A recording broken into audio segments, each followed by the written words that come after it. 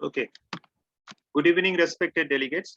So today is the fifth day of National Pharmacovigilance Week. On behalf of Inovocare E-Academy and Netaji Subhas Medical College, Patna, I welcome you all. And today it will be a very important discussion on drug-induced liver injury. So we are really fortunate to have Professor Harshad Devar Bhavi, who is a professor at the Department of Gastroenterology and Hepatology from St. John's Medical College Hospital, Bangalore. So to chair this session, may I request Professor Santanu Tripathi, sir, who is the Director of Inovocare E-Academy and also Academic Dean and Professor and Head of Department of Pharmacology at Netaji Subhas Medical College, Patna. And we all know in the field of clinical pharmacology, he is a doyen. So may I request Professor Tripathi, sir, to kindly proceed today's journey. Thank you, Dr. Shambhu.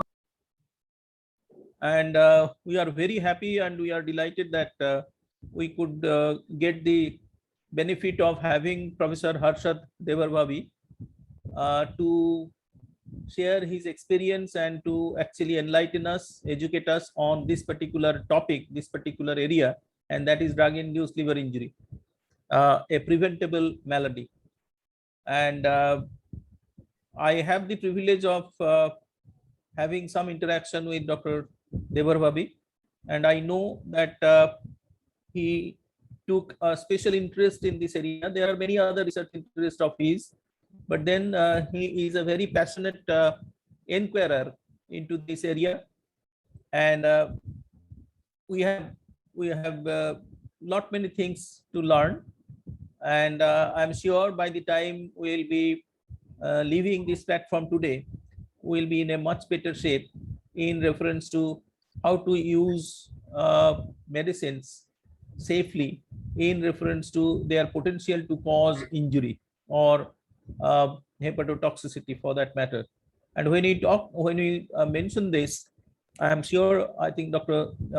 Harshad is also going to mention in his presentation, I suppose, that we are not going to possibly limit to only the modern medicine medications. Okay, anything that we otherwise indulge taking in the name of a drug. We know in India we live with multiple systems of healthcare, and not necessarily the medicines of the different systems, despite or contrary to the popular belief, many of them might not be as innocuous or as safe as it is believed to be.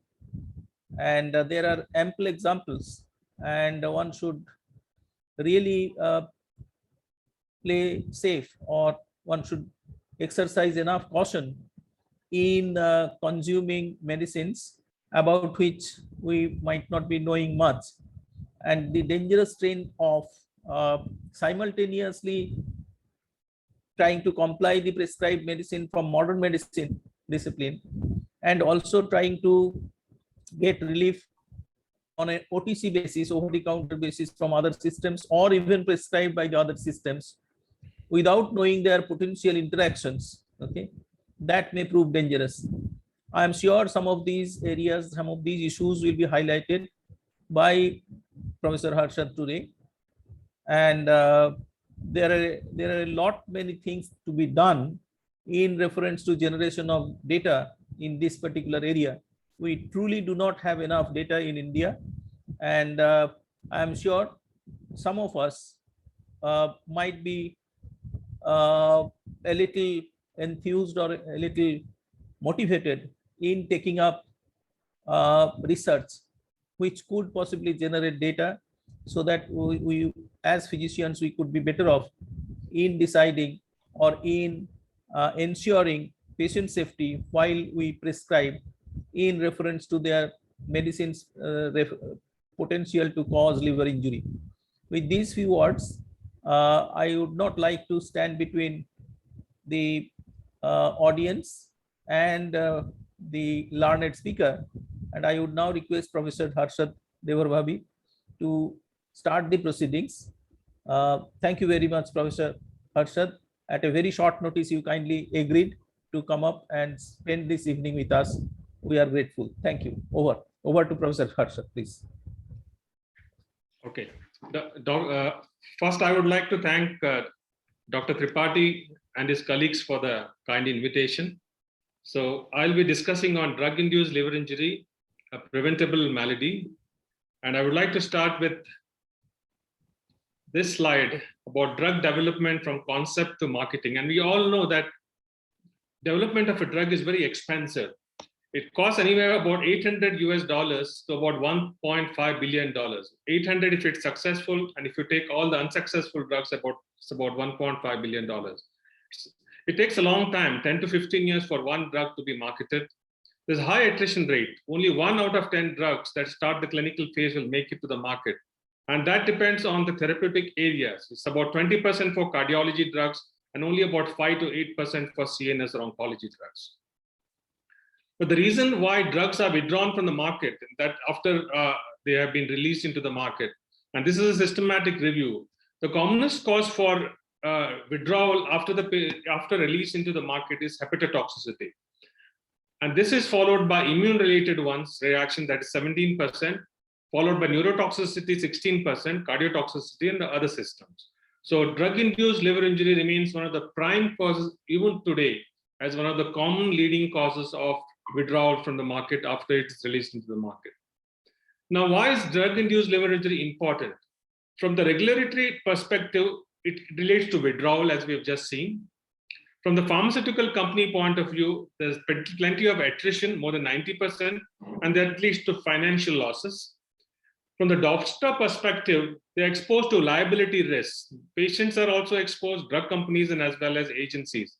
And more importantly, from the patient's perspective, it leads to significant morbidity and unfortunately mortality.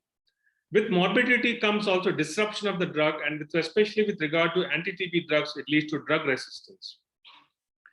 Now, drug-induced liver injury to diagnose is a challenge because one, it's an underappreciated cause of liver injury, and it can mimic all forms of liver injury. So one needs to have a high index of suspicion. And one of the challenges is because there is no pathognomonic test to diagnose drug-induced liver injury. Unlike patients who have viral hepatitis A, B, C, D, or E, or if you have CBD obstruction, where you can easily diagnose them by ultrasound or a CT scan, drug-induced liver injury to a large extent remains a diagnosis of exclusion. So the first step to consider in any patient who has increased AST and ALT or bilirubin is to consider DILI. And of course, especially when there's exposure to medications. And we need to rule out common causes. Now, this is a study to show how the incidence of drug-induced liver injury is underappreciated. Now, this is a study that was done, and in this study, there were two arms. One is a proactive strategy for 1 week, where a centralized screening system was established for identification of a raised AST and ALT by a biochemist. And once the biochemist identified it, this was reviewed by a hepatologist. And as you can see, out of 1,400 patients, 7 patients were diagnosed to have DILI. So they're giving an incidence rate of 0.498%. But if you look at the common standard strategy, where patients have symptoms, the doctor asks for an AST, ALT, and then they are referred to a hepatologist, only 12 cases among 28,000 odd patients were diagnosed to have DILI. So the conclusion was very important and very telling. That's a simple strategy based on the daily analysis of cases of ALT more than 3 times upper limit of normal by a designated biochemist and later on identified by hepatologists leads to 12 times more DILI than what is commonly appreciated in clinical practice. Now, as I said, one of the bugbears or Achilles heel of drug-induced liver injury is causality assessment. And there is a liver-specific causality assessment, although there are others that I will not touch upon. And the common one is the RUCAM or Russell-Lukes causality assessment method. And here you have 7 domains or 7 elements. One is exposure to the medication to the onset of DILI. The second element is what happens to the course after withdrawal of medication. Commonly, the AST and ALT and the liver functions improve. You have to, and this is the most crucial one, you have to exclude all definitive causes because there's no definitive test for drug-induced liver injury. If you re-challenge, which occurs sometimes nowadays due to inadvertent re-challenge, that has recurrence of DILI, there has to be previous reports of drug-induced liver injury. There were host factors, and we also know now that there are drug factors. Concomitant medication increase the risk of DILI, and although not touched upon in RUCAM, sometimes patients can have extrahepatic manifestations, which can sometimes override the clinical manifestations of DILI, and that includes the DRESS syndrome and Stevens-Johnson syndrome. Now, there are types of DILI, and this is pertinent because can you really prevent drug-induced liver injury? So here you have a direct hepatotoxicity where it's predictable. For example, the common drug implicated is paracetamol.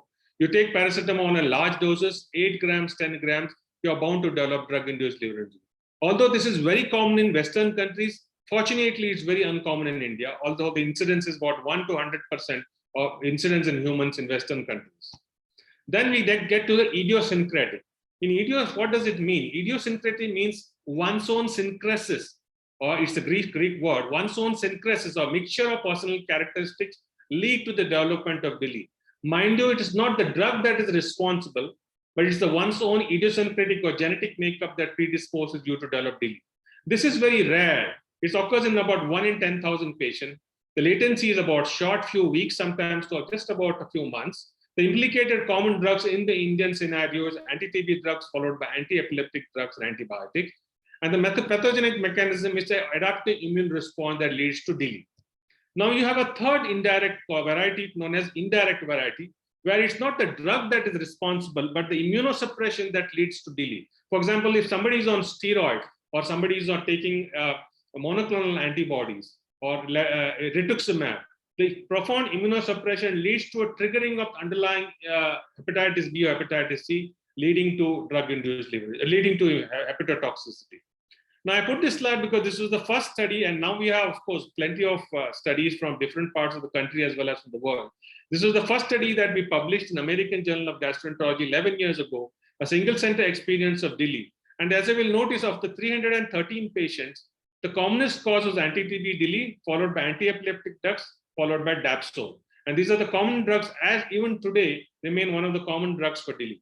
But what is more telling is the high mortality. Once you have DILI, you find that especially with anti-TB drugs, the mortality is 21%. That is 1 in 5 patients dies because of anti-TB hepatotoxicity, followed by 11.4% with anti-TB drugs, non-anti-TB drugs. Now, why are we still such a high incidence of anti-TB drug-induced hepatotoxicity?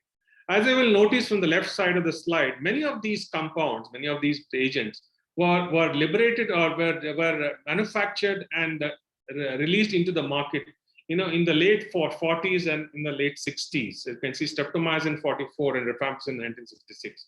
And what about newer ones? The newer ones, that is fluoroquinolone was in 1980. Bedaquiline and delenamide, for example, multi-drug resistant tuberculosis, and these were released in 2012 and 2014. But as you all know, these are for multi-drug resistant tuberculosis. As of now, for primary as well as secondary tuberculosis, you'll find that we are still stuck or still saddled with the first generation drugs that were released into the market in 1940s to 1960s. Now, what about, I said second commonest cause was anti-epileptic drugs. What about anti-epileptic drugs? You notice that the common cause are phenytoin, phenobarbital, valproate, and carbamazepine. You'll notice some of these drugs are even a century old, and we still use them. Phenobarbital, for example. Phenytoin is a very commonly used drug. And what about the latest ones, the ones that have been used in the late 90s and 2000? You'll find that many of these drugs, gabapentin, lamotrigine, topiramate, and levetiracetam, have less predisposition to develop drug-induced liver injury, except for lamotrigine, which was released in the mid-90s. But otherwise, levetiracetam, topiramate, and gabapentin have low predisposition to develop drug-induced liver injury. Now, this is a study that we conducted throughout the country, and this has been published just 3 months ago. And this was the Indian Network of Drug-Induced Liver Injury, clinical features, etiology, and outcome. And these are in 1,288 patients. It's always better to have a national registry rather than single or multi-center registry. And again, from this Indian registry, you find that of the 1,288 patients, that these are the top 10 causes. The commonest cause still continues to be anti-TB drug-induced liver injury, and those are the 4 first-generation anti-TB drug-induced, 46%. This was followed by the alternative medicines that we are very common in India, and that's the Ayush group of drugs. That is 14%. The third commonest cause is anti-epileptic drugs, And the fourth commonest cause is non-anti-TB drug-induced liver injury. And then you have lots of other causes. So again, as you've noticed, anti-TB drugs continues to remain as the top cause of drug-induced liver injury in our country. Now, why is this still the top cause, and what is the problem? The overall mortality is about 12.3%, 13%. Can you think about a drug that you use so commonly, and if you develop jaundice, it leads to a mortality about 12.3%? There won't be any drug released into the market if these drugs were studied in the 21st century. Now, what are the markers of or increased predisposition to develop mortality? And this is a clinical side. Those who develop encephalopathy, you almost find almost 2/3 of patients die because of encephalopathy. And this is the Hy's law. And Hy's law is again very commonly used in the US, especially in drug development and drug release. This is when any patient who develops an AST, ALT more than three times the upper limit of normal, plus bilirubin of more than 2.5. That is a clinical jaundice associated with raised AST, ALT. In other words, if any patient who develops hepatocellular jaundice due to a drug, then you have mortality about 17.6% in India. In other words, just eyeballing a patient, if the patient has jaundice, then you have 16.6%. This is very, very high. If you compare it with viral hepatitis, it's 1 in 1,000 or 1 in 10,000. You find 16% of patients who develop jaundice due to DILI die of the disease. Now, as I mentioned, there are lots of registries, not lots, there are a few registries throughout the world. And so I'll take you through the countrywide registries from 6 different countries. Of course, this is coming from starting with India. And I just mentioned 1,288 patients. This is a prospective study. The fatality was 12.3%, commonest cause anti-TB drugs. What about China? 25,000 patients with the commonest cause is traditional Chinese medicine. It's called traditional Chinese medicine. That is commonest cause. It's 27%, followed by anti-TB drugs, 22%. What about Japan? This is an older study. Antibiotics, 14%, CNS drugs, 10%. And Korea, you find, again, herbal and dietary supplements, 72%. And these are technologically well-advanced countries. Singapore, again, traditional Chinese medicines. And Thailand, it's paracetamol, followed by anti-TB drugs. So overall, you'll find that anti-TB drugs or complementary medicine are the first top 2 causes of drug-induced liver injury throughout the world. Now, I want to get done with this slide just to show that paracetamol toxicity, fortunately, is very rare in our country. In our registry, we found only 1% of patients amongst 1,288 patients developing paracetamol toxicity. It's very uncommon compared to what occurs in the Western countries. Now, why is anti-TB drugs such a common cause of drug-induced liver injury? Now, there's a global incidence of TB is about 10 million annual incidence. India is 2.6 million, and global deaths is about 1.5 million. All over the world, men develop TB twice more commonly than women, and 2/3 of all deaths in TB is in men. Now, this is the pie diagram. You find that India constitutes or contributes 26% of all causes of TB globally, and this is followed by the other 4 countries. They are all in Asia: Indonesia, China, Philippines, and Pakistan. This again constitutes about 27-28%. India, clearly 1/4 of all causes of TB in the country. Because of which I think you have a high incidence of anti-TB drugs, because these drugs are very hepatotoxic. Now, there's a large variation in the definition of hepatotoxicity. In one review, 35 articles provided 31 different definitions. And you find that the incidence of anti-TB drug varies from 5% in Hong Kong to about 10% in Korea and China. And India, it varies anywhere from 7% to about 18%. Now, all over the world, even recent studies suggest that it's anywhere from 5.5 to about 6.9%. Now, put things in perspective, if you give only INH as a primary prophylaxis, you get 1 case of DILI per 1,000 exposure. Whereas if you give 4 drugs, as I just mentioned, anywhere from 5 to 18%. Now, fortunately, we have some markers as to who will develop and how commonly you will develop and when you will develop. And this is a study in about 300 odd patients. Most anti-TB drugs occur in the first 2 months of anti-TB drug therapy. So we need to be especially cautious in the first 2 months of treatment. And again, unlike the Western countries, you'll find that in India, almost the entire range from childhood to old age are at risk to develop DILI. And you'll notice that unlike in the West, where patients in their 50s and 60s and 70s are at risk to develop anti-TB DILI, in India, it's the prime of life. It's 21 to 30 and 31 to 40 that are more at risk to develop more at risk to develop DILI, particularly anti-TB drug-induced liver injury. Anti-TB drug is the commonest cause of acute liver failure in our country, and this is a study from St. John's Hospital, and this is a study from All India Institute of Medical Science. And because we have to talk about predict whether it can be prevented, you find that unfortunately, 42% of patients who develop drug-induced liver injury leading to acute liver failure in St. John, and 63% of patients who develop DILI from anti-TB drugs received it empirically. So unlike in the West, where it's very tightly regulated, in India, with any patient, any doctor, just with a suspicion or even remote suspicion of a diagnosis of TB can give this drug. And unfortunately, you'll notice that those who are normal or those who don't have disease are more at risk to develop anti-TB drug-induced liver injury. And this is very, very tragic. Now, what about patients who have underlying liver disease and who take drugs? And this is a study that we performed, and this is throughout the Asian countries, again published from India. And you'll notice that the commonest cause of drug-induced acute and chronic liver failure is actually complementary and associated medicines, followed by anti-TB drugs. This is 99%.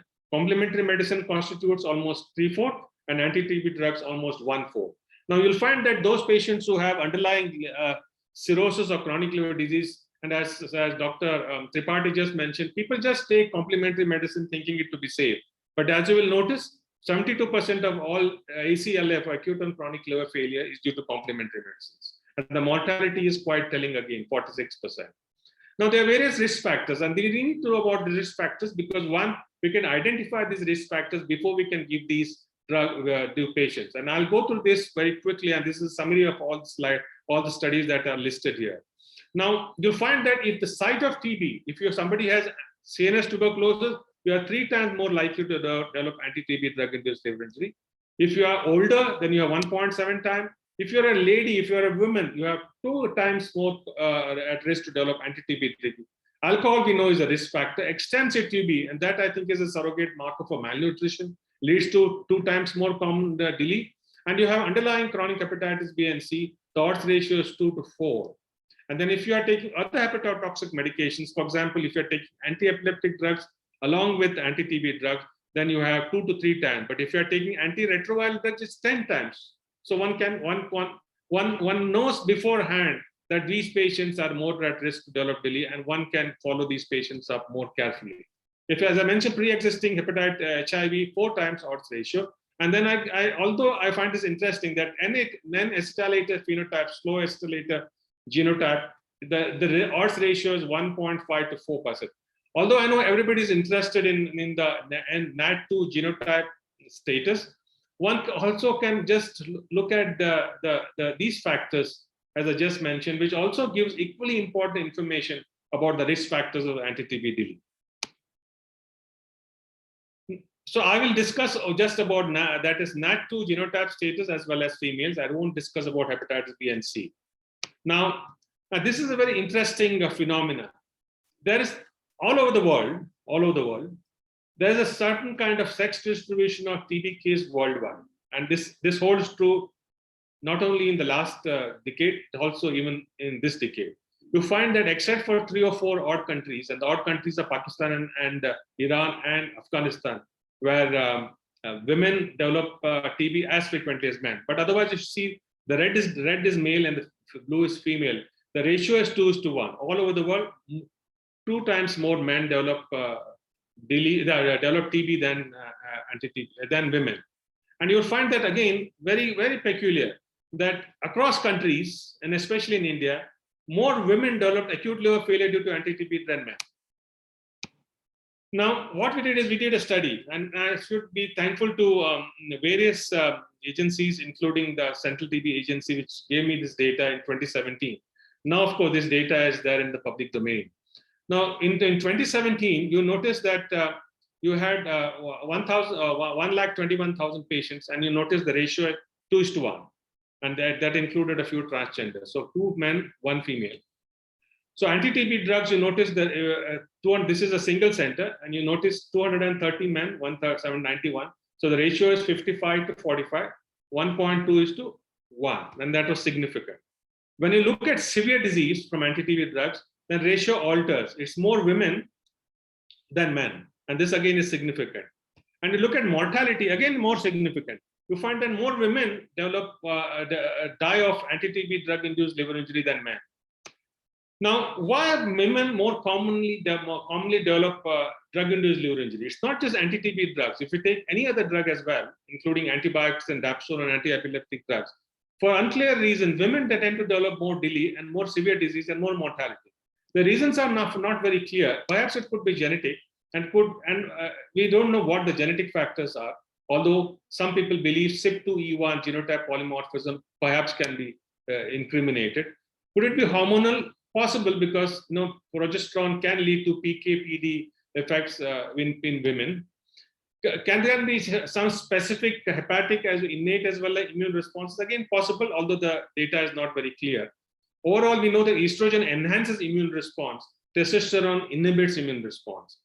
It's also possible that many of these drugs are weight-based, and many of the women have less weight than men, but continue to receive the same dosage. And there's low body mass lead to increased drug utilization. Now, the next one is I want to talk about the NAT2 polymorphism, and I just want to touch upon. I find this very interesting. That is, if you look at NAT2 polymorphism, and I mentioned this earlier, you find that the overall odds ratio of just giving INH leads to hepatotoxicity in about 4.7. So it's 4.7. If you take the entire group into consideration. But if you take only INH, it's 2.3 odds ratio. But if you see the INH and rifampicin, it increases to 34.3, the odds ratio. But surprisingly, you find that when you give 4 drugs, the odds ratio decreases. And this we notice very commonly in clinical practice. There's something that rifampicin does to INH and hepatotoxicity. And there's something that INH and pyrazinamide do to reduce hepatotoxicity. You'll notice both INH and pyrazinamide has a salutary effect on the metabolism of rifampicin and its own metabolism, leading to decreased incidence of hepatotoxicity. Whereas if you give only INH and rifampicin, the toxicity is more. And I think more needs to be done on these pathomechanisms. And I think we are well placed as a country with such large number of TB as well as anti-TB drug-induced hepatotoxicity to identify why this is so. Now, I'll briefly, because this was published just this year, and this was genetic risk factors in drug-induced liver injury. And there are lots of cases published from St. John's Hospital as well as CMC Vellore. And I think it's very difficult to do these studies in the future. Now, so what were the aims? Were to investigate the relevance of HLA and NAT2. And we had both Indian cohorts as well as European cohorts. And I'll go through the results very quickly. You find that with the European cohort, you found a signal or genome-wide analysis signal in chromosome 9, whereas NAT2 genotype is in chromosome 8. So they didn't really find a genotype signal in chromosome 8, but found a signal in chromosome 9. And that signal is a gene, is ASTN, which encodes a protein that modulates synaptic strength, nowhere related to anti-TB drug. But when you looked at the Indian patient, you found no signal at all. So it was sort of a negative study. But when we analyzed the things further, before I say that, but when a study was similarly conducted in in patients with Thailand, they found a signal. So what is it? What's the reason? Why didn't India find a signal, or why did we not find a signal in Indian patients we found in Thailand patients? That's because in India, whatever studies patients we enrolled had severe disease, many of them with fatality. Whereas in Thailand patients, the most of the drugs patients probably had what looked like adaptation or mild elevation in AST and ALT. Now we looked at the NAT2 predicted phenotype anti-TB drug-induced liver injury. And then I'll go through this very quickly. We all know, and I know that many of your pharmacologists, clinical pharmacologists have done these studies. You have rapid acetylator status, intermediate as well as low acetylator status. And you notice that there was no real significance. But when you subdivide the slow acetylator into ultra slow acetylator phenotype, then you started finding significance. This again, both in European registry as well as in the Indian registry. You find that the ultra slow, the frequency was about 19% compared to 10% control. In India, the frequency was 29% compared to 21%. So that just telling us that these factors perhaps are responsible. It's not just a slow acetylator phenotype, but the ultra-slow acetylator phenotype that are more important in producing anti-TB drug-induced liver injury. Now, again, a slide to show that this NAT2 slow acetated phenotype is more common in South Indians, 74 to 84% compared to 40% in North Indians and other ethnic groups. Perhaps suggesting that maybe it's more why drug-induced liver injury may be perhaps more common in the South than in the North. Now, we also looked in the same study, many of these HLA associations, and just put this slide to just tell you that there are various HLA associations also with anti-TB drug-induced liver injury, thereby telling us that the adaptive immune response plays an important role in anti-TB drug-induced liver injury. Now, next, let's get to dapsone. Now, dapsone-induced liver injury, dapsone is used not just for leprosy, it's also used for various other non-leprosy conditions, especially by dermatologists. For dermatitis epidermolysis, they use for lichen places, they use for pemphigus vulgaris. You find that India again leads. 56% of all leprosy cases all over the world is from India, followed by other countries, and that top two other Asian countries include Indonesia, Nepal, and Bangladesh, but nowhere near India. India clearly 56.6%. And we, of course, published this study based on just 44 patients with dapsone-induced liver injury. And I just again put this slide to show that the outcome, 11% mortality. So this is very unfair. Patients take these medicines for a very simple disease like have leprosy or non-leprosy conditions, and you find that 11% patients die of the disease. Now, dapsone has two phenotypes, and this is very important because unlike the anti-TB drug, it is very easy to diagnose. One is the immunoallergic phenotype, where patients develop hypersensitivity phenomena, including fever, rash, lymphadenopathy, and of course jaundice. But there are only 1 out of 10 patients develop hepatotoxicity alone without hypersensitivity phenomena. But again, very sadly, 11% mortality in India, 19% worldwide. And as I mentioned, it's used not only in leprosy, but many other indications. And the treatment is to give steroids. You really need to treat them, stop the drug and give steroids. Many clinicians try and mistake it for many other common diseases, including mumps, and that should be avoided. Now, I put this dapsone just to get into this slide. And again, as you will notice, there are more and more studies linking HLA with severe drug-induced skin injury as well as severe drug-induced liver injury. And it all started in 2002 with abacavir associated with HLA B star 5701, all the way leading to dapsone with HLA B star 1301 in 2013. Now, I'll take you again because this is very important, and many of these dermatologists are very familiar with this. You find that these are the 5 drugs that I'm going to discuss. You find that HLA, abacavir, hypersensitivity, it is associated with B star 5701, and slow also with flucloxacillin. But these are again common not in India, but in Western countries. But in India and all the Asian countries, you find that allopurinol, carbamazepine, and dapsone are very commonly seen. And all these HLAs that are linked to these drugs are very common not only in Asians, but also in Indians, especially dapsone, that's B star 1301. Now, disease prevalence is very common in these drugs, common in India. And the odds ratio, you'll notice, is quite staggering. Abacavir is 960, but you find with Dapsone is 20, and with carbamazepine is more than 1,000. And we still continue to use these drugs like carbamazepine and phenytoin because these drugs are relatively very cheap, and they have been used for several decades. All these drugs have a very high negative predictive value, varying from 99% to 100%. The positive predictive value is no. And you'll notice that we need to treat dapsone for 84 patients with dapsone if you identify HLA to prevent 1 drug-induced liver injury, which I think is quite worthwhile. Now, many countries, especially in the Southeast, have mandated that these HLAs have to be tested on patients before you can give these patients these drugs, including carbamazepine and dapsone. And again, you will notice it's 15 star B star 1501 for allopurinol, and it's commonly seen in Asia. But you find 15 B star 1501 is also seen in India. And I put this slide just to suggest that perhaps we also should try and get in to give these drugs, to do these tests before we institute or before we administer carbamazepine, phenytoin, sodium, or phenobarbital to our patients. Now, this is a study that was published ahead of print just a few weeks ago, and we looked at association of HLA B star 1301 with dapsone-induced liver injury.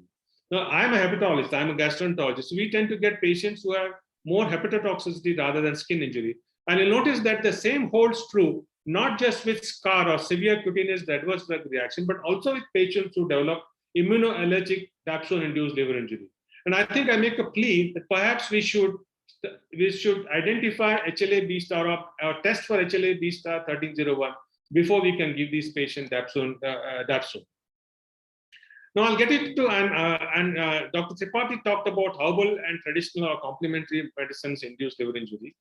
And I think we need to be cognizant of the fact that the WHO in its 2014-2023 document mentioned this. They want to promote the safe, effective, and rational use of traditional medicine by regulating, researching, and integrating these products into practitioners and practice into healthcare system.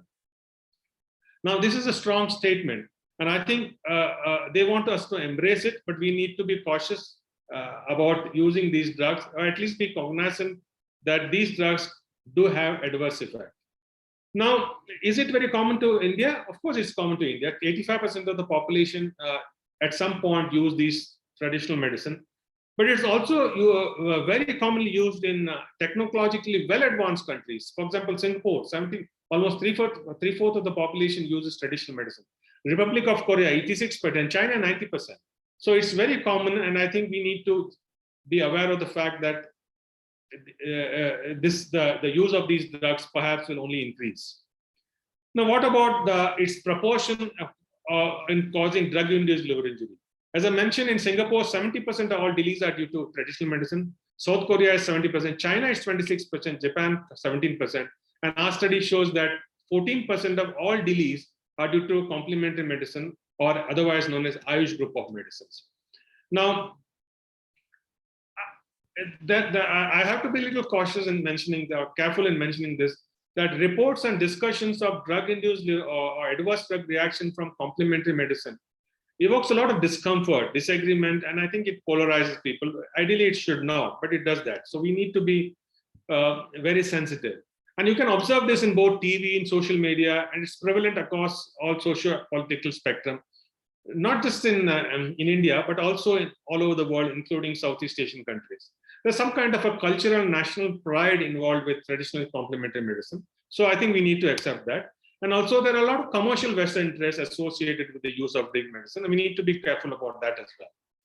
Now you'll notice that countries reporting HILI, or called herbal induced liver injury, it's very uncommonly reported in India. Most of the reports of all these 18,000 patients, 1,800 patients, who find countries reporting very commonly include China, South Korea, the Western nation, and Southeast Asian countries. India is nowhere listed here, and I'll come to that a little later.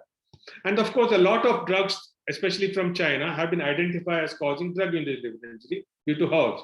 And they identify these drugs and also caution patients or the population not to take these drugs. Now, in China, it's called traditional Chinese medicine. In India, it's Ayurveda, Ayush, Unani, Siddha, and homeopathy. Now, you'll find that in China, they're well aware of the problems associated with TCM. So TCM are integrated in the Chinese healthcare system. There are a lot of research in Chinese herbal medicine as well as liver injury. There are a lot of publication, as mentioned. As of now, more than almost close to 10,000 reports of liver injury from these drugs. In India, it's not integral, but separate. And I know paradoxically, most of these Ayurvedic drug-induced liver injury are first reported outside India, in Germany and US, rather than India.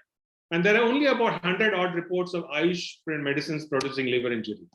Now, I won't go through these slides except to just mention that there are a lot of risk factors: mislabeling, herbal drug-induced liver injury, or herb drug-induced interaction, the individual differences, contamination, illegal incorporation, various ingredients, plant-specific toxins, and of course, misidentification of the plant.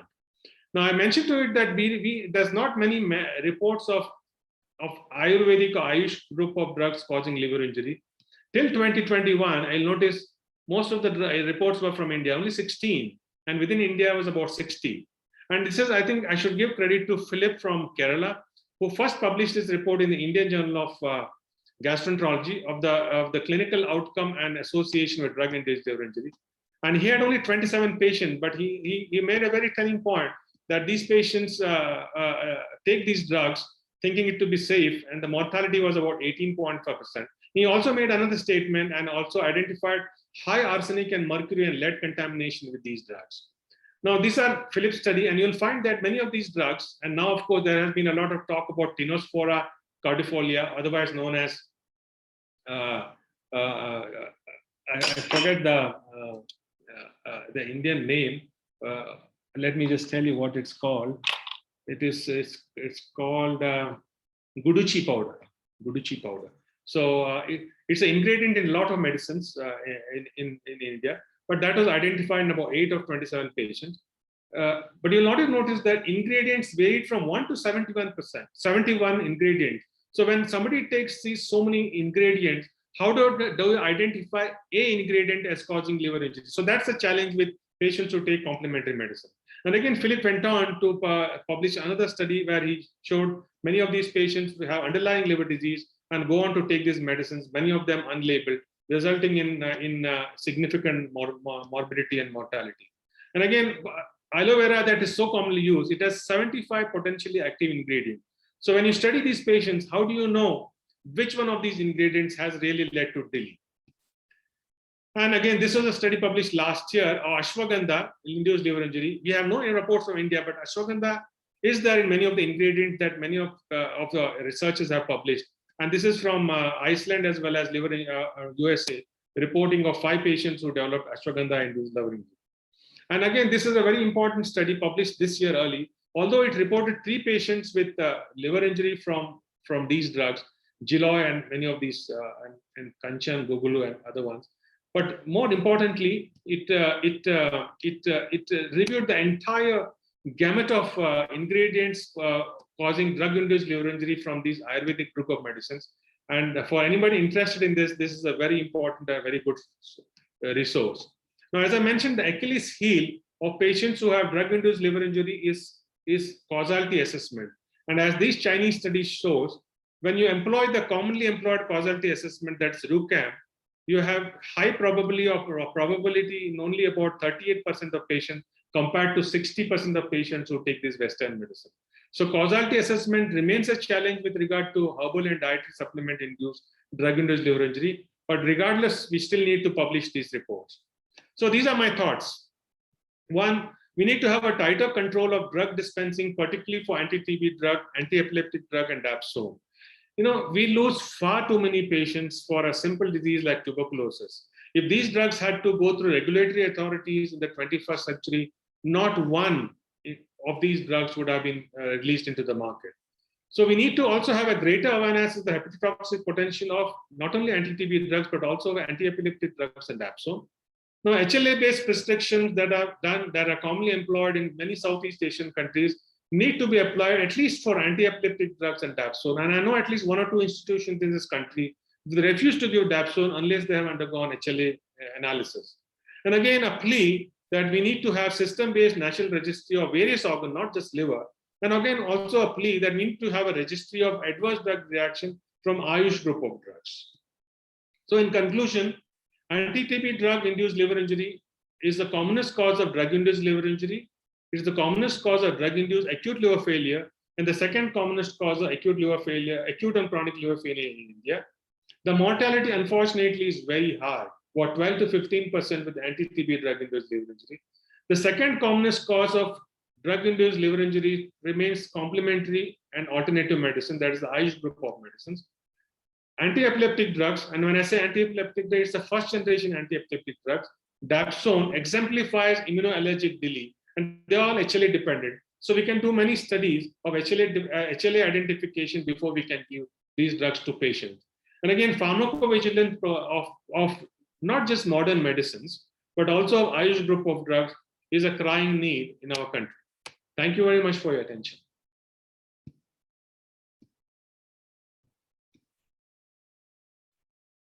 So if there are any questions, I'll be very happy to take them. Okay. It was just very thought-provoking and excellent presentation, I must say. It was a great overview in a very shortest possible time. And it also opens up a lot of research opportunities also for our youngsters. Many youngsters are here, postgraduates and postdoctoral fellows in pharmacology and maybe some other clinical disciplines also. If there are some questions or comments in the chat box, Dr. Shambhu, are you there? If someone can just go through and tell me what they are, many of them Yeah. will be identical or similar. So one comment is monoclonal antibodies causing liver injury in India versus Western country. What's your take on that? Number one is monoclonal antibodies. No, as I mentioned, I just put it, the third type of drug-induced liver injury is because of the monoclonal antibodies. I think it's it's common, but these patients don't get referred to a gastroenterologist or hepatologist, because what happens is these are commonly seen by oncologists, and oncology, and they to encourage women coming up in their career to consider that as part of professional development practice. There is an echo, and yes, sir. Now you can go ahead. Please go ahead. Yeah. I was mentioning that many of these patients are not referred to a gastroenterologist/hepatologist. There is elevation of AST and ALT, and because these patients, oncologists have very severe disease, they just manage that on their own and give them steroids. But having said that, it's one of the commonest causes of drug-induced liver injury in the Western countries. I think we need more data, especially from oncology centers. Okay. In the same breath, the Dr. Subhas, during the COVID pandemic, we have used in lot many patients tocilizumab, and how is it possible that some of such patients might have also? So that was another question. But then, unless we have very specific data, hard data, it's difficult to really comment. What's your take about tocilizumab? Yes, it also has known hepatotoxicity. You're talking about tocilizumab in COVID. I have heard about that, but I have no experience about this this drug and this drug-induced liver injury, at least in Bangalore. I'm sorry about it. Okay, now I think our friend Professor Partho Ray, neurologist from UK, he has some questions. I think Professor Ray is here. Please go ahead, Professor Ray. Put your questions. Thank you, Professor Devar Bhavi, for a very stimulating talk. I understood a little bit of it in the beginning. The second part of the talk, when you raised the DILI and the traditional medicines across the world, I really became very anxious and scared, because the numbers you are pointing to, 90% of the population of China and 85% of the population of India is on some sort of alternative medicines, which you haven't quantified. We are not aware of the numbers, and they have a huge impact on the liver adverse outcomes. So two things. I was a bit concerned about that score you showed, where the reproducibility of the side effects to prove a causation to the traditional medicines was not proven, contrary to the Western medicines that we are all very used to and familiar with talking about. So what's your concept? It is important. So many numbers of people across the world. It's a world problem. Yeah. So what's your take on that, sir?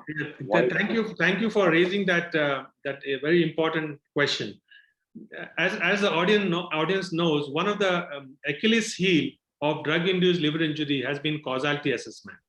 And although we use the RUCAM score for modern medicine, the RUCAM does not apply too well for complementary medicine, because it needs a lot of other criteria. And one of the main criteria is you need to have reports of hepatotoxicity before you can give them 2 points. So with these kinds of medicines that you hardly have reports. And I mentioned to you, India till about a few years ago had only about 16 patients. So patients, Indians don't report it. So which method is best for complementary medicine associated liver injury causality method? The answer is the DILIN group, the drug-induced liver injury network group in USA, have come up with their own causality assessment method, which is expert-based causality assessment method. You have to rule out all causes, for example, known to mankind.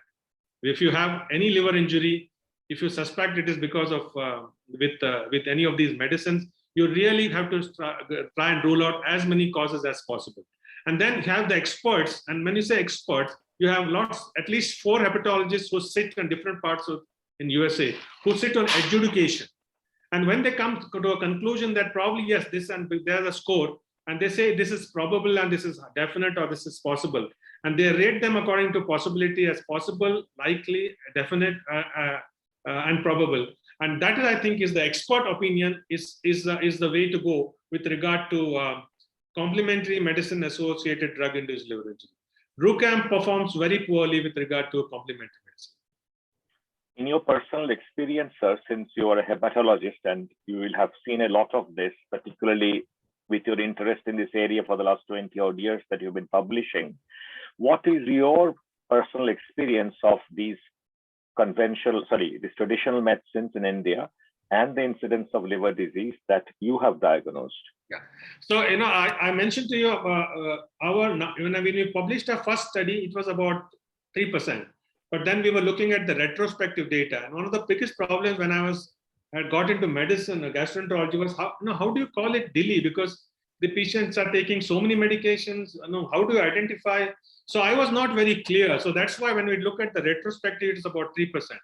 But when you look at prospective, it's about 14%, which is quite high. And this 14%, 16% figure is common throughout the world. I didn't put the slide for want of time. You find it's about 16% in USA. It's about 14 to 16% in Spain. It's about the same perhaps in UK as well. Now the issue in India is, I didn't mention it, but we had this Giloy, one of the investigators published a series of 6 cases 3 months ago in an Indian Journal of Clinical and Experimental Hepatology. You should have seen the backlash. Backlash from everybody, including the Ministry of Ayush. Okay. Yeah, so so people are a little concerned or reluctant to publish these reports because they, as I mentioned, it just polarizes people. But as I mentioned, we need to at least publish this and have all the communities get together and identify which one of these things. And my plea also is the same to many people who are listening to this, and also to my other colleagues from a different facility, is that just as the sun can be allergic to anybody, any ingredient can be allergic to any human being. So I don't think we have to sit on a high moral ground and say this thing does not produce liver injury. It produces this. In fact, just as the Chinese, we have to take a leaf from the Chinese. They not only have identified the ingredients that produce DILI, they have journals or they have studies, and they have invested billions into identifying which one of these ingredients produce drug-induced liver injury, educate the public not to take these drugs, and also publish it very commonly without any qualms that these drugs can have drug-induced liver injury. I think we have to be less sensitive and more open that these drugs can produce not just liver injury, any other injuries. And the other thing I just wanted to mention was, many of these patients take these drugs from alternative practitioners, but when they develop liver injury, and especially severe liver injury, they come to modern medicine doctors. So we don't have this crosstalk between different groups of specialties, and that's how I think it just goes begging these cases. Very good.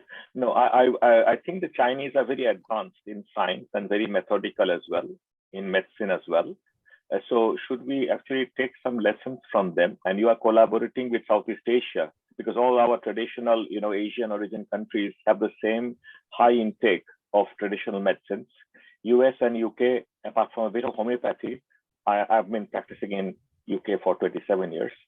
No other Ayush type medicines, nothing else goes on. There is a homeopathic hospital next to Queen Square, which is our neurology center of excellence. But I do not know who goes there. I have not seen homeopathic medicine in my patients being taken. So I am not sure about who takes any alternative medicine in UK. It's entirely British National Formulary based. But since we have a problem for Indian population and we are responsible clinicians, so we must do something to counsel, educate, set up a structure and influence the Ministry of Health so that everybody is safe.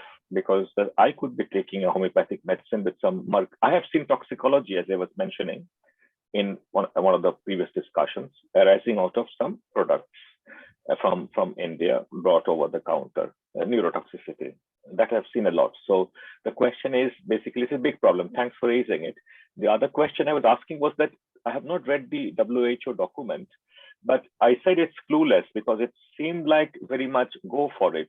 So who are these WHO advisors? Are they from China, India, Singapore, and what is it, Malaysia, which have got more than 70% of intake? When you said 90% of Chinese people take alternative medicine, is that what the figure was? I couldn't follow. That's correct.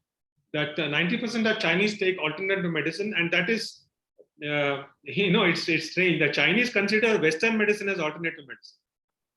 Okay, and do 85% of Indian population take alternative medicine? At some point they take. At some point, they have been exposed to complementary medicine. You're right.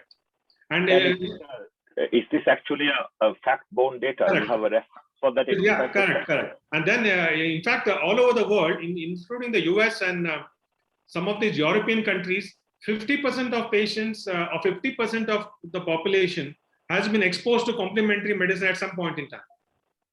It's quite staggering. It is very, very alarming. I have been raising this alarm without knowing you are coming today to speak about it. Professor Tripathi and Dr. Shambho knows about it. I had raised the drug interactions between our drugs, Western medicine, and the alternative medicine, which you've highlighted. And liver bears the brunt because that's where everything goes in the first instance. But the other organs have not been studied that much. My last question, and I'll give way to other questions from more sort of my other colleagues. The yellow card concept of adverse drug reactions that we all prescribe. We're not discussing the conventional medicines. Should a yellow card system, as part of phase 4 drug surveillance, to gather the real world data, particularly in regards to hepatotoxicity for any drug, be rolled out electronically in our India, because everybody's got a smartphone, and somebody needs to report these adverse liver reactions. Otherwise, the question is one of gross underreporting of any adverse event in the pharmacotherapy field. We are encouraged not to report, as you were saying just now, and everything is suppressed. I never realized 85% of us Indians take alternative medicine. I have never taken one, so I'm not there in my family, but if that's the going rate, and 80% is rural population, I guess. It is not, you'll be surprised to know. What's the rural-urban split? It's not rural. Many of them are well educated, especially studies done in USA have shown, and also in Southeast Asian countries, well educated, college educated, and rich people. Okay. So people informed consent. That's the most important. These people are taking with a view to getting some gain.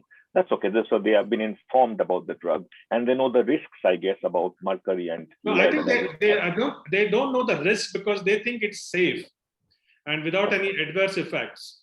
And our plea is that every drug that you take has some kind of adverse effect when you push it beyond what it is should be used. Beyond the therapeutic levels. And the common thing about the population is, if they feel one tablet can help you lose weight, they would take 10 to lose weight faster. So those kinds of concepts exist in the general population, which need to be dispelled. This week has been a great educational experience for me. I will stop asking questions. I've got a few more. I will give way for other people to ask. And if you have time, I have some more questions. Thank you, sir, for raising a very important topic and your wonderful discussions. Thank you. Thank you, sir. Thank you. Sir, may I ask one question, sir? Yeah, go ahead.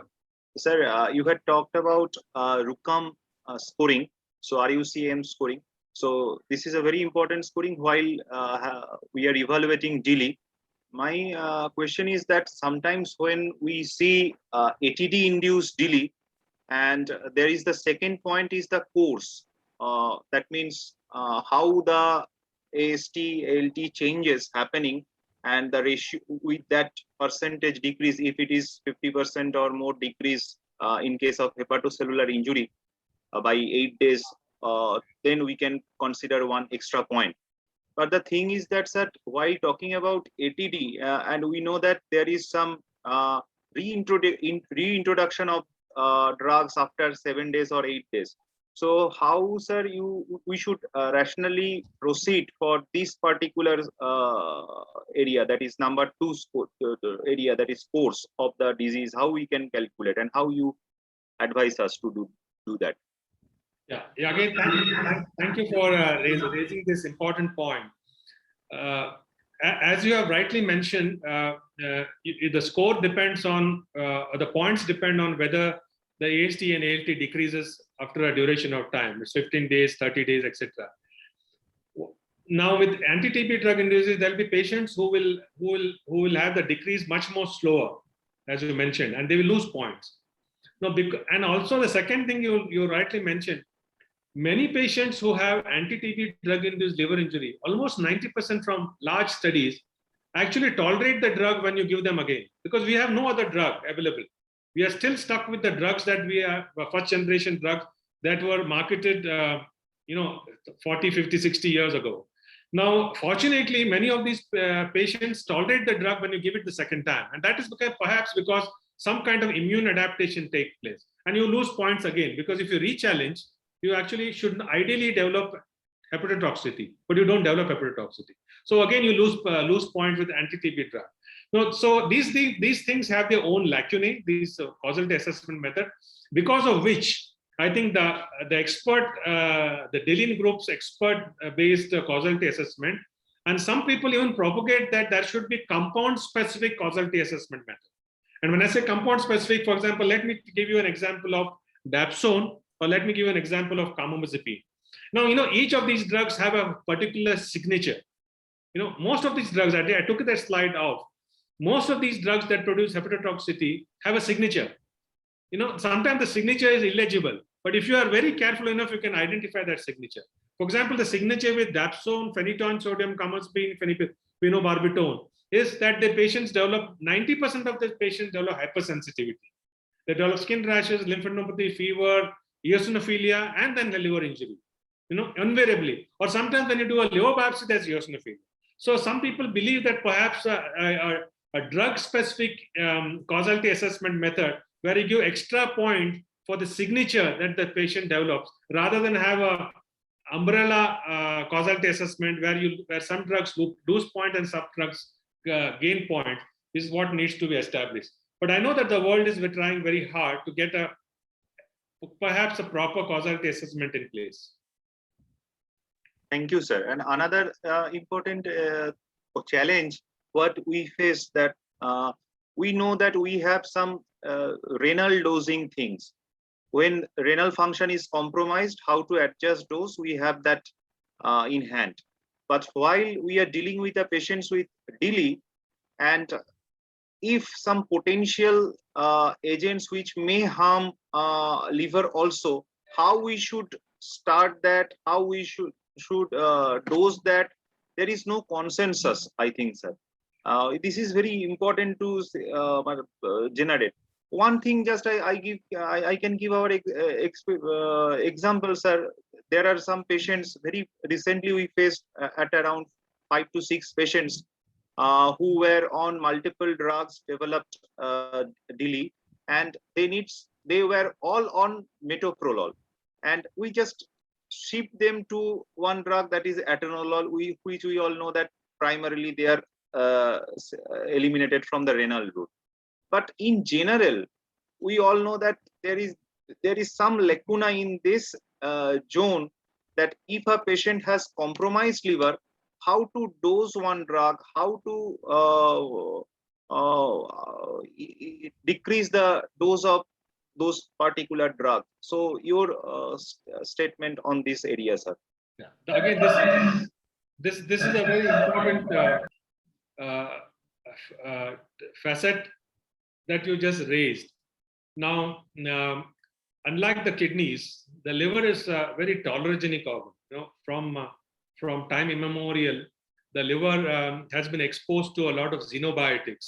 So it has, because of which the liver has developed a lot of tolerance to many of the things that you take. So, so considering the fact that everything that you eat ultimately finally goes through the liver and gets eliminated, it's astonishing that you don't see too many liver toxicity. But having said that, when you have liver disease, in fact cirrhosis, you find that most patients with liver disease due to cirrhosis actually tolerate most drugs. And the studies that have been done extensively have identified a few drugs only that produces problems or toxicity. And the few drugs are related to anti-TB drugs, that's INH, rifampicin, pyrazinamide. And the other one is methotrexate and some of these antiretroviral drugs. But as I've just mentioned to you, not just in India, but all over, but that complementary associated medicine, there's some role that if patients take these medicines, they are at a heightened risk to develop drug-induced liver injury. And again, we come back to the same thing, that we need to have more studies, more reporting, that what these ingredients are, how the drug or ingredient interaction takes place, how the ingredient of the complementary medicine plus the Western medicine interaction takes place. So I think we need to do more studies regarding these kinds of interactions, especially in patients who have underlying liver disease, to come forth with some answers. Thank you, sir. Thank you. If there are any further questions from the chat box.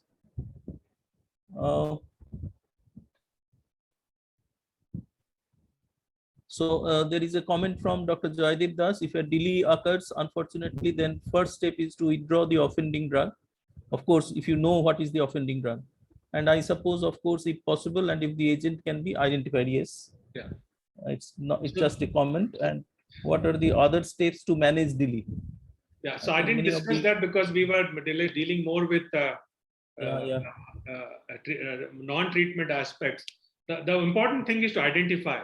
I know diagnosis remains crucial, and I think that is underappreciated. You know, patients come with jaundice, raised enzymes. You attribute everything else except for drug-induced liver injury. And the other issue is also patients are very hesitant to tell you that they take many of these medicines, and especially with regard to complementary medicines. They are reticent about telling you they take these medicines. One has to keep, as one of my colleagues tells me, the diagnosis of DILI, they require a Sherlock Holmes sometimes to diagnose DILI, because you need to spend an inordinately long time to sift through the medicine that these patients take. And when you confront them with a drug that has produced liver injury, many patients are just blink their eyelids and say they're never aware that this produces drug-induced liver injury. So identification, I think, is more important. And once you identify it, the next step is, of course, to stop the drug. And if you have a hypersensitivity reaction, then you need to give them steroids. So these are the three most important points with regard to treatment of drug-induced liver injury. And sir, regarding the hypersensitivity reaction you had mentioned, sir. So what is your experience with re-challenge with those drugs in the? Ideally, I think it's a cardinal rule in hepatotoxicity. Never re-challenge a drug, especially if there is hypersensitivity. No, there's two broad concepts, and I will, although it's being debated. One is a metabolic idiosyncrasy, and I think in that group is anti-TB drug. It's some metabolites that produce hepatotoxicity. And the other one is hypersensitivity idiosyncrasy, where it is and the drugs that are commonly implicated there is this Septran or sulfonamides, first generation anti-epileptic drugs, dapsone. And these are the drugs when you're hypersensitivity that probably you should never re-challenge, because if you in case you re-challenge, even if inadvertently, then the re-challenge leads to more aggressive and more faster drug-induced liver injury. Professor Parthure has to also comment again. Yeah. No, a few more questions, because So the question was basically, are our alternative physician colleagues doing blood tests on the liver as part of possibly screening and then doing it 3 monthly? Have you been speaking to them, sir? Because you are a leader in the field in India, so they also need to get feedback on the adverse side effects. That's my first question. Are they doing blood tests and are you helping them? One. Next thing is you touched upon mainly the hepatitic side effects. Maybe I missed out the cholestatic side effects of DILI. I'm not sure whether I was not concentrating maybe. So some comments on the cholestatic side effects. And I definitely appreciate that the liver is a very forgiving organ. You can do a lot of trauma to it, and yet it bounces back. Otherwise, you would have all been dead by now with all the environmental toxins that the liver helps to rule out. So the question was, what is the tipping point? Because, you know, there's cytochrome P450 and reactive and various different enzyme systems. Which enzyme system is basically getting overwhelmed by all these various different drugs from Western medicine, I mean now, who we know how they work? What is the basic mechanism of DILI? Not the pathological downstream effects, what's actually triggering in some and not others. We're not discussing genetics or immunogenetics out here, but what's actually the tipping point for the liver to suddenly go into a toxic state and then again recover as they do. Yeah. So three questions there. Yeah, so I think as I mentioned, it's idiosyncratic. It's the individual that's responsible, and they have unique genetic makeup that predisposes them. I think ultimately most liver injuries occur due to the production of reactive metabolites. So the reactive metabolites are also sometimes linked to the dose. And for example, classic example is anti-TB drugs. You take that drug in such large quantities that you have larger generation of reactive metabolites. Let's say I just give you, since you are a neurologist, let's say I give you an example of alprazolam. Alprazolam you give in 0.25 mg or 0.5 mg. You know, there's very little production of reactive metabolites. Whereas when you give them, when you give a dose, for example, carbamazepine, 300 mg, or you give phenytoin sodium, 300 mg, you have any drug that you give in more than 50 to 100 milligram, you have a larger generation of reactive metabolites. Any drug that you give in less than 50 grams or 100 grams, and especially those which you give in, less than one milligram, then you have less chance of developing liver injury. So again, it's the production of liver metabolites related to the dosage. Although I mentioned to you that it is idiosyncratic, there's more and more evidence now to suggest that dose also plays an important role, along with many other factors. And I think once the reactive metabolites are formed, then of course it can go through a pathway of where it can only act on the mitochondria, for example, producing fatty liver disease. It otherwise generates immune-mediated cells to produce hypersensitivity or hepatocellular disease. Otherwise, many of the reactive metabolites go into the bile exporter pumps and shut them off, producing what looks like cholestatic liver injury. So, so it depends on which organelle that the reactive metabolites goes and attaches itself along with the immune cells to produce a particular phenotype of a liver injury. So that's one. Now, when you mentioned the first question, how often do the alternative medicine personnel, the physicians check? I really do not know, because I think they start with the premise that their drugs are absolutely safe. And I think once you, and that's a dogma. That's a dogma. So it is difficult to break that dogma regardless of how much you publish. So once they are sensitized to the fact that, any of these ingredients can produce a problem in any individual because it's idiosyncratic, then you can start investigating these molecules, tracking these patients, assembling a lot of patients who have, or phenotype of these patients, assembling a lot of patients who have liver injury, and then sort of make some recommendations. Right now, if you are have this dogma that it just does not produce any liver injury, then I think we are going to go nowhere. That needs to change. Yes, sir. And another important issue, as you mentioned about Chinese or alternate medicine, there is one real fact about that Chinese alternate medicine, and this is also well documented. The maximum time, if any team that has been banned due to doping and any personal athletes is from China, and it was associated with not any modern medicine drug. Most of them are associated with that Chinese alternative medicine associated doping. So this is a very important fact, I think, and we should be very cautious regarding that. As we always tell that drug is not, no drug is absolutely safe.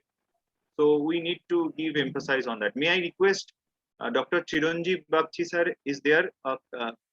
If you can unmute yourself and you can raise your point, sir. Yeah, yes, thanks, Dr. Shambhu. Actually, thanks, Dr. Harshad,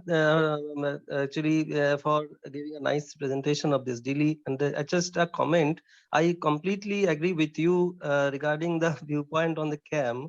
And but I think it a bit skeptical because it's not true that all the traditional medicine practitioners don't consider the testing the patients, or they are not aware of the so-called adverse events of the that the scam can produce. Because I am associated with this kind of traditional physicians, and in fact I have a heritage of this. I am born in this family, and also I am a clinical pharmacologist. So I know that many of the traditional medicine physicians diligently practice using the dose. Actually, if you go through the, fortunately, I have gone through the many traditional medicine books, and it is specifically mentioned that dosing is very important. And one factor is that they consider is that what we do, that is pharmacokinetic and pharmacodynamic scaling. Actually, the dose adjusting according to the pharmacokinetic and pharmacodynamic parameters. They also do it. In fact, their traditional medicine do have. The problem is that there is no interaction between the modern medicines and traditional medicines that we have. Actually, the modern medicine people think that the traditional medicine people are very ignorant. They don't know nothing. The whatever we know, that is the best, and we are the only persons in this earth who practice medicine scientifically. But this is not at all true. Because from my experience, we have published few studies of the synergistic studies of though experimental, that is along with the modern medicine vis-a-vis the traditional medicine, and we have found that dose adjustment is the key while you are prescribing one traditional medicine along with a modern medicine, and which is very much frequent here in India. You can tell and you can convince the people of India to withdraw the traditional medicine. It's an age-old practice, and it's been practiced from the thousands of years. You cannot ignore the same. Whatever we can do, that is a scientific method of using the two types of medicines simultaneously, and what we have found, and along with the National Institute of Ayurvedic Research, we have conducted, along with Professor Tripathi, we have conducted some studies, and we have found that dose adjustment is very the key. And when you adjust the dosage of traditional medicine and the simultaneously the modern medicine, it can do an havoc. Especially, we did a study in hyperlipidemia, and we have found that least chance of the liver injury while using, in fact, and also the adjusting the dose of the modern medicine while using a simultaneous scam, and in fact reducing the chance of the atorvastatin or the statin-induced liver toxicity. So that the problem is that we don't have enough evidence. We don't study this. So I think hand-holding with the traditional physicians, and of course the educated traditional physicians. I don't think that quacks who are practicing the traditional medicines should be considered as the traditional medicine practitioners. There are enough educated traditional medicine practitioners in India. There are central government funded research institutes in India, and so we should do collaborative study along with them, and that will be the key to find some answers in this regard. I think so. Yeah, Dr. Bagchi, thank you very much for your comments, and I agree with you fully that we need to get together and study these drugs in much greater detail. We need to see how the effects they have on diseases as well as complications. But just as you mentioned, many of these traditional medicines are prepared at the backside of your house and then dispensed by people who are not really trained to prescribe these medicines. And that again leads to some problems. So there has to be some kind of a regulatory control. Just as we have regulatory control for modern medicine, we also need to have regulatory control for complementary medicine. And I agree with you fully that that we need to work together, have a greater awareness of the complications that can occur, and also the benefits that perhaps that can occur. And just as we mentioned, if you make a claim, then you need to provide an equally important answer to how you made the claim. You can't just say that we can use it for 10 different diseases and say it is useful for all 10 different diseases without showing evidence that it is useful for these diseases. So I think, as someone said, in God we trust. All the rest, please show evidence. So we need some evidence that these medicines are useful in many of the conditions that they are purported to be useful. And also, as you mentioned, I was unaware that they regularly check for many of these tests. But I'm very happy to note that they are also sensitive to the adverse effects that can occur, and they do prescribe these, or at least they do test these medicines for periodic hepatotoxicity. Thank you. So, if there are no further questions, I think need Dr. to summarize. Partare had one question.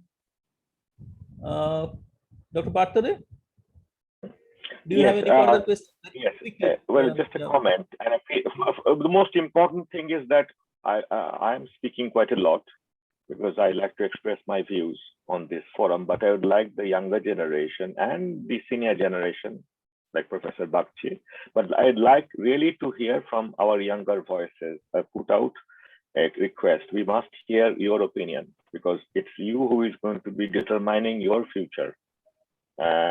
We will all retire. So the problem will be there. You got to solve your clinical environment so that patients have confidence in you, and it's a bi-directional traffic. So the younger generation have got to involve themselves actively by expressing opinion, doing research, and there are doyens like Professor Devar Bhavi and Professor Tripathi and Shambho to help you out with all these projects.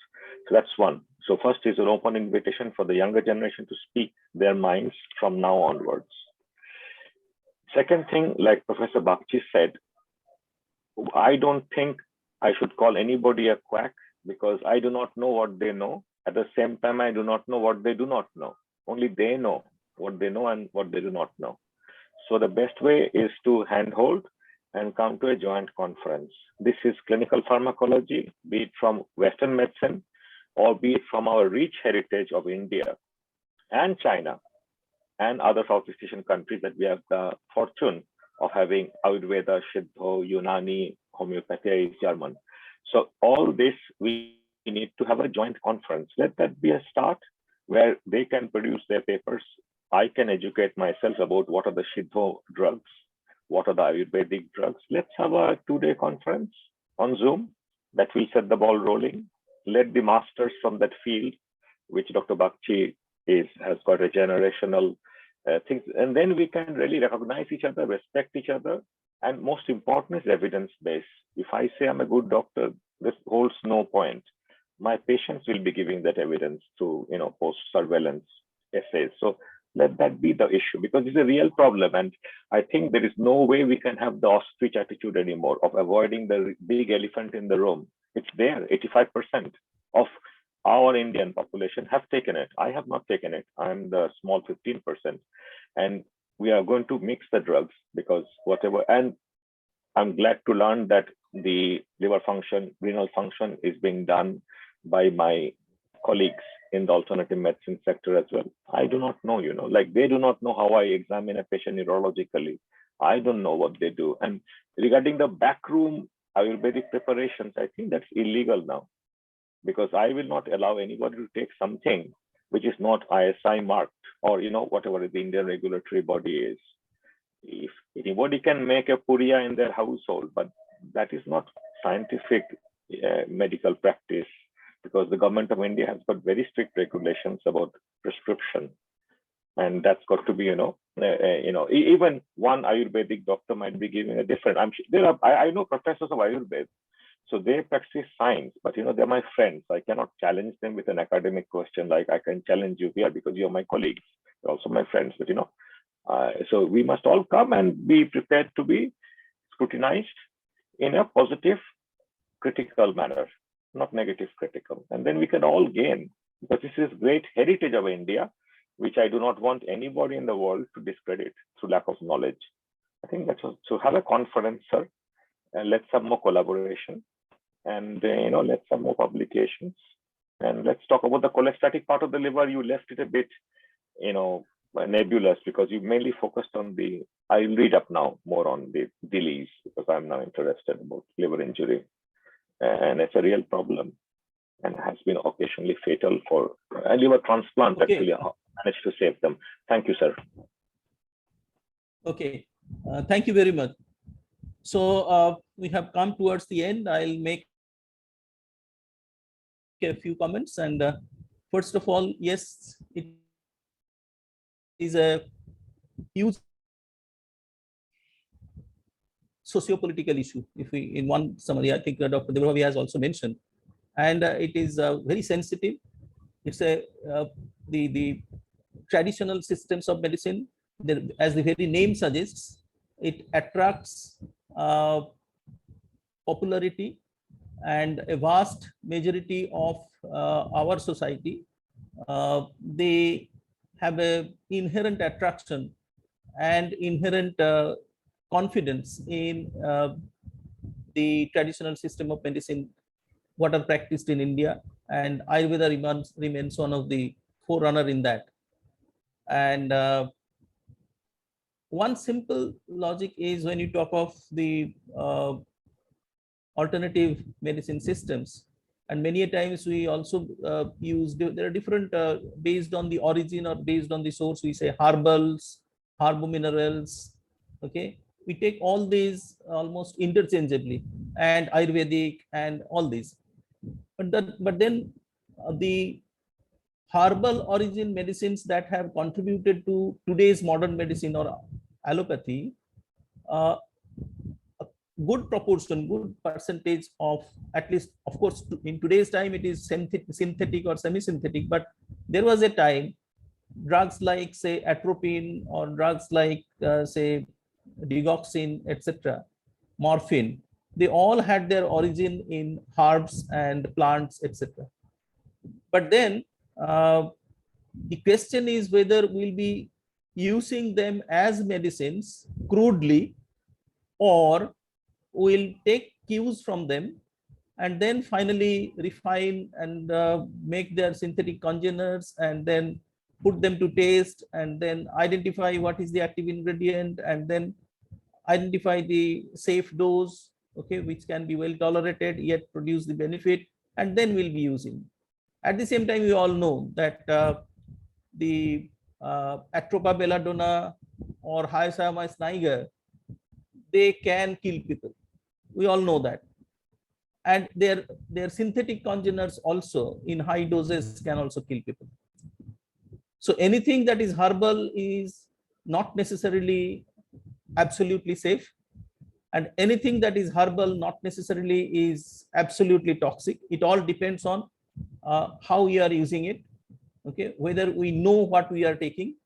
The problem with the so-called traditional systems, if we think of, say, Ayurveda as it practiced today, I mean the proprietary Ayurvedic preparations available in Indian market, whether they match the regulatory control or the regulatory standards with the so-called allopathic or the modern medicine that are otherwise licensed in the market. One of the major deficiency, or one of the major problem even today, is the lack of standardization. When you see a Ayurvedic, proprietary Ayurvedic product as it is being marketed, and if you go to the ingredients, sometimes you will find that it is just the plant name that has been mentioned, and there is a quantity that has been mentioned, that every 5 ml or every 1 gram contains name of the plant and this much of this thing, which is very ridiculous, because unless you mention whether it is the root of the plant, or whether it is the bark of the plant, or whether it is the leaf of the plant, and then again what kind of extract, whether it is aqueous extract or whether it is alcoholic extract, etc., etc. And then again, we all know, depending on where the plant was grown, how the plant was stored, how the plant was processed. Depending on that, what is the impact of the climatic conditions, etc. The active ingredient, their concentration, their amount, relative content is also vary greatly, and also chemically they also differ. And these are all known. These are not very new things.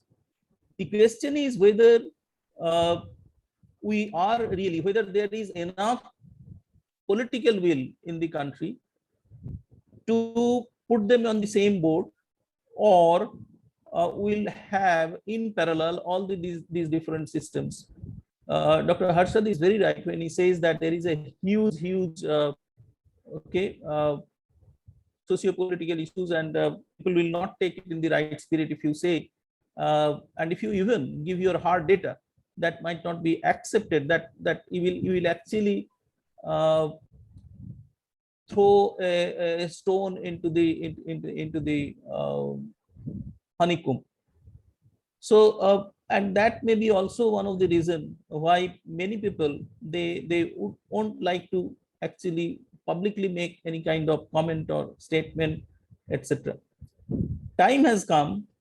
Yes, quackery is there in all systems, but then nobody is here to defend quackery. The question is that whether if I am going to take a medicine, and it is again it is much more common than we can think of. When you talk of all the so-called traditional medicines or complementary and alternative medicine. Complementary and alternative medicine is the term that is used in the US.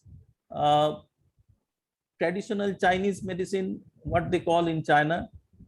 In India, we call it Ayush, in one this thing where we have clubbed all these different systems, Ayurveda, Siddha, homeopathy, etc., in one coinage of one this thing, and there is a separate division, in fact. Okay, there is a separate ministry even today. Regarding the pharmacovigilance or adverse drug reaction reporting in the Ayush system, 2010, when this National Pharmacovigilance Program came up, almost in the same breath, there was some interest, some enthusiasm that why not, why will it be only limited to the allopathic medicines? Why not it will also be applicable for the traditional medicines? And there was a parallel initiative also. But then very soon it fell flat, particularly when the issue of causality analysis came. Because most of the, almost I think 95% or more of all the proprietary Ayurvedic preparations, there is multiple ingredients, and it is extremely complex and difficult to actually do, okay, find out which might be responsible, okay. And secondly, there are some kind of you can say generic nomenclature, okay, like when you talk of say Chawanprash, what is that actually? So it's again a mixture, okay. And then but then again, Chawanprash by company X, Chawanprash of company Y, or Chawanprash of company Z are the same, okay. So it all depends on ultimately it boils down to whether there is enough standardization. If I say you will gain strength, or you will have greater energy for in the elderly people, if you take Chawanprash so many times a day for this, but then by taking that dose, what are you getting? Okay, it's not very clearly really mentioned. And personally, I have also come across situation where even something like an eye drop, it is a hugely sold product of a company. It's a herbal this thing, and it is marketed under Ayurvedic license. I'm talking of some 25 years back, my experience. And then it contains 15 different ingredients. It's an eye drop. Okay, 15 different plant extracts. And then when I asked that what is your standardized thing, or whether there is any possibility that in different batches it differs, okay, Or how are you sure that all these 15 plants, with each batch, you are getting the supply of the crude thing, okay, which you are using to make your product?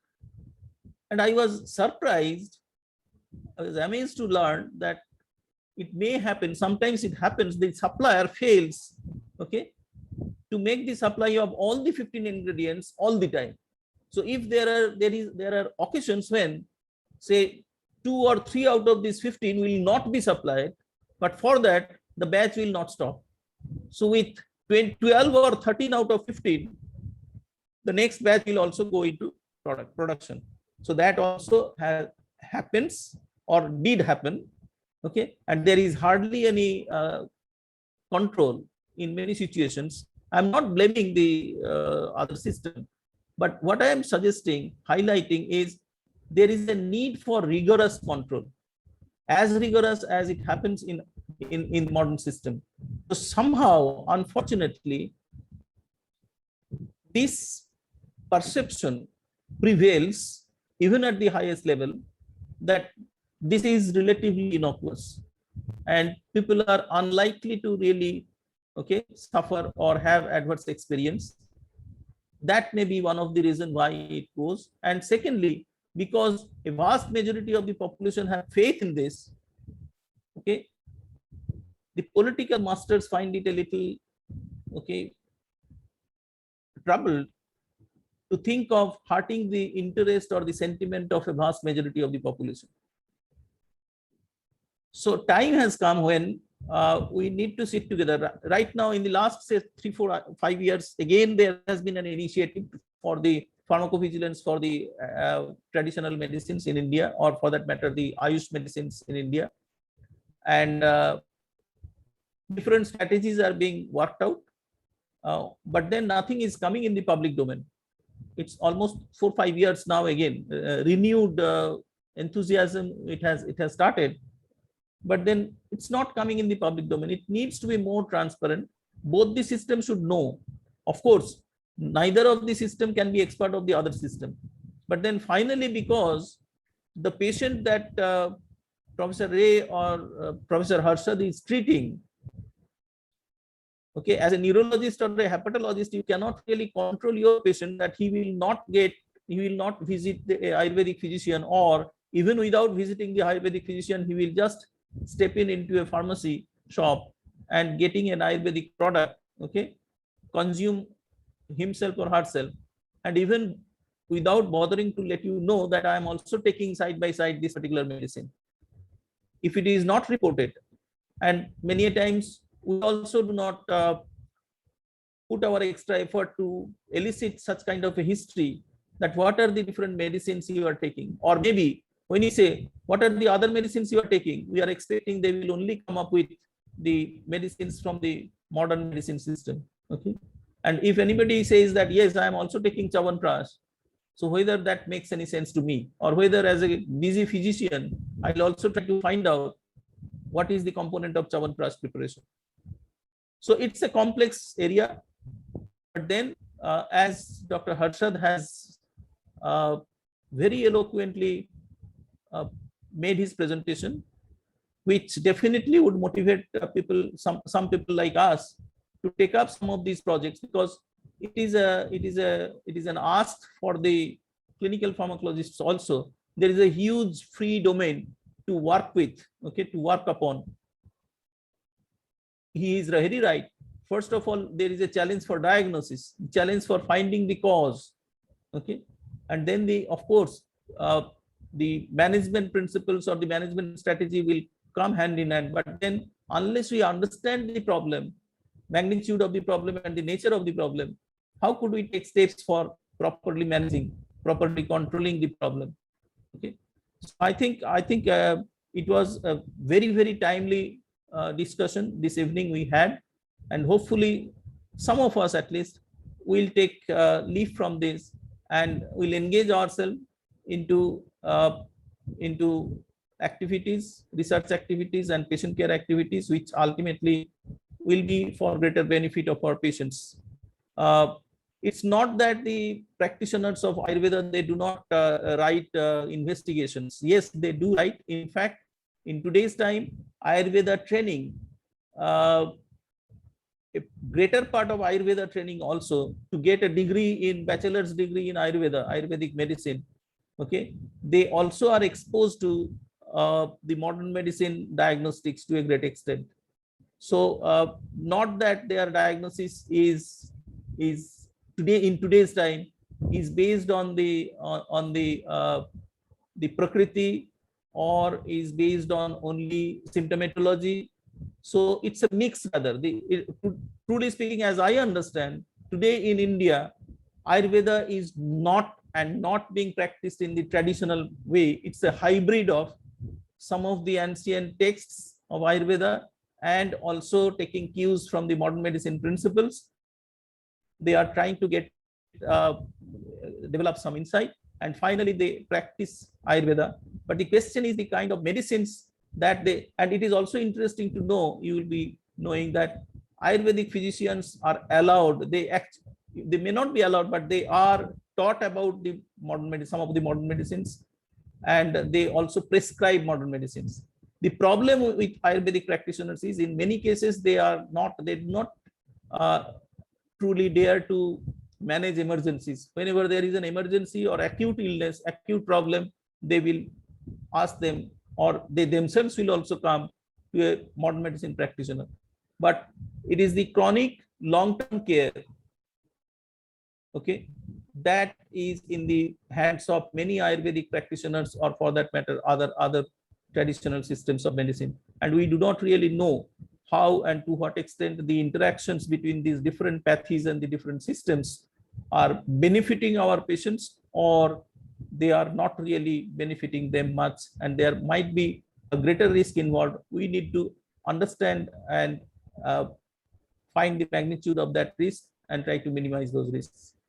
In these few words, I would thank Professor Harshad profusely for spending this evening with us.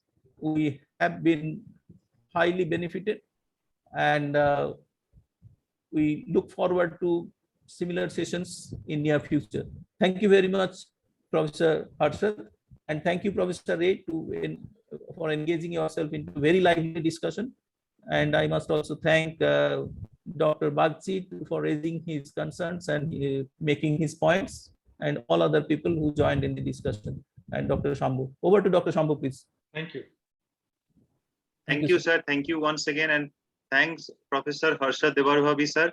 And I hope that in future you will guide us in some more this type of lively seminars, and also guide us regarding some future projects also.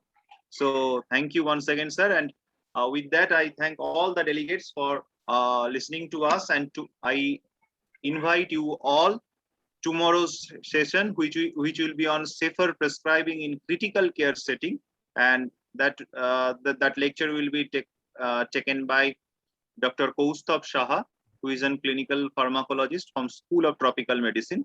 So with that, I thank you all again, once again. Good night and namaskar. Namaste. Thank you. Thank you.